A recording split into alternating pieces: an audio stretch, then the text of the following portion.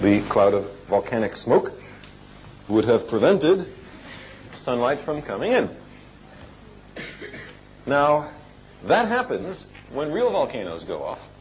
They spread ash for great distances, they darken the sky, and they in fact cool. That happens when real volcanoes go off.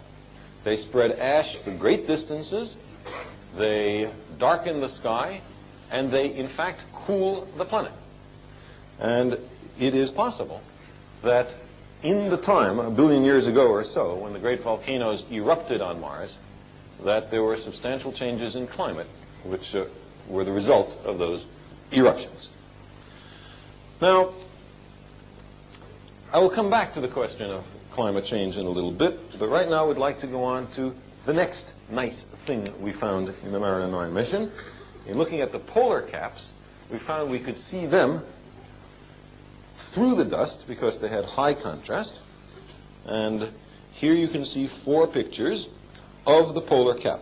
This is the south polar cap. The north polar cap looks very similar.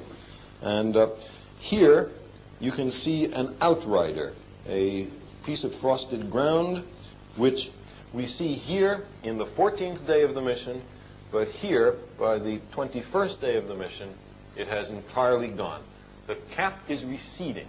The frost is vaporizing, going on into the atmosphere, going away. Here, if we take a close-up look at day 36, we see strange gulfs and gullies into the polar caps. And this is absolutely characteristic of the polar caps in both parts of Mars. And here we have an artist's impression of what it would look like close to the polar caps. And you see this sense of stacked plates, great poker chips piled one on top of another, each tens of meters high. And then off in the distance towards the horizon, another set of poker chips piled one upon another. These are features totally unlike anything we know on the planet Earth. The fact that there is a feature and then another feature after a pause, another feature after a pause for each of the poker chips suggests that on Mars there are events which turn on and off. You make a piece of this great laminated terrain, and then the process that makes it stops. Then after a while it starts again. Then after a while it stops. That sounds like changes in the climate, but on a massive scale, as if Mars is at one time balmy and another time ice age. And astonishingly, there is still other evidence suggesting that that's the case. Because as the dust storm really cleared, and we could see smaller, less obvious details on the surface, we discovered a range of extraordinary features that look like what we see here on the left. We here have a valley, but a valley with sinuosities in it. It meanders back and forth on itself. Also a valley with tributaries. Here, for example, or in here. It looks very much like a river. And on the Earth, there are rivers which look extremely like this particular feature. This is the Red River in the United States, and let's compare it back again with Nergal Vallis, which is what this is called, on Mars. These features are remarkably similar in appearance. They seem to be produced by running water. Here is a quite different place of Mars with beautiful braided patterns and sinuosities, tributaries, collapsed banks, teardrop-shaped islands in the middle of the valley. It looks for all the world like a feature produced by running water. So now, having splashed mud on the Royal Institution and spread smoke and ash into the atmosphere, we now want to pour water on the floor. We have here an irregular surface. Imagine it on a much larger scale than it is, with great boulders and a strange source of water here. And now the water is going to move in some direction. Oh, look at that bifurcation, whatever it chooses to do. And we're going to let this run for a little bit and come back to it in a minute to see what the general configuration that it leaves is. If we look at rivers on the Earth while we're waiting, I hear an uncomfortable sound of running water behind me. I'll pay no attention to it.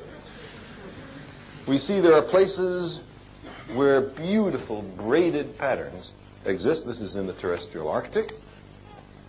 And there are other features which might look as if they were a river valley.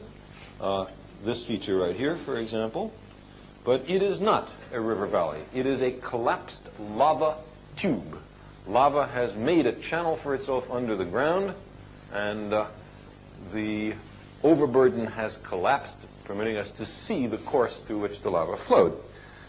This has sinuosities in it, but not tight meanders like terrestrial rivers often have. It rarely has tributaries. It is morphologically, in its form, different from terrestrial river basins. So we think it very likely that what we see on Mars is produced by running water. Now, if we can take a look, maybe with a mirror and me out of the way, at what we have made here, we see something which looks rather like a river valley. Can I just reach my hand in and point out this little island which has been left right here, which is a feature very much like that that we see on many Martian river valleys. What we never see is a thumbprint. Well, we now must come to the question of how do you make rivers on Mars? Because there is an aspect of the Martian environment which doesn't permit rivers to be formed, and that is that it is extremely difficult to have liquid water on Mars today. The atmospheric pressure is so low that if you had an open pool of liquid water, it would immediately evaporate and boil away. So it is very hard to have water around long enough to be able to carve a river which is hundreds, or in some cases 1,000 kilometers long. That suggests that the rivers, which weren't made yesterday, we can tell from their craters that they're quite old also, that the rivers were made at a time when the Martian climate, the Martian environment, was very different from what it is today. And that suggests massive climatic change on Mars. Now, at that time, we would have rivers forming. Here is a laboratory demonstration on a large scale, larger than we were able to do here, of water first flowing in a straight path, and then in a sinuous path, and then lovely braids forming. Well, there was a time in the history of Mars when that happened. That is probably not happening today.